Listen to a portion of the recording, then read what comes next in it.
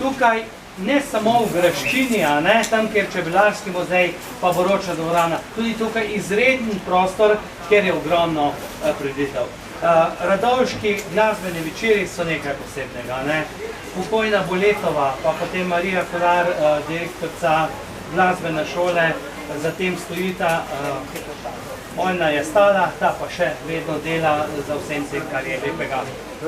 Mi bomo šli zdaj do konca in takoj noter desno bo že čokoladnica in se razmišljal, da vsem, če gremo, vas bomo potem tam pustil, skoraj bolj, da greste sami do avtobusa, ker nekdo bo želel še jeti, recimo, ne vem, tamle v lokal pri Trženci, nekdo bo v čokoladnici, nekdo pa više gora, ker boste proste. Pri čokoladnici vas bom potem pustil, ampak najprej bo ogled.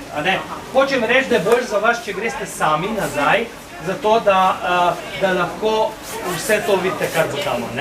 Tako še enkrat, ko do sem pridete, vidite samo tjale nazaj pa avtobusna postaja. Tudi če z te strani greste, boste isto prišli. Tako da smo se orientirali.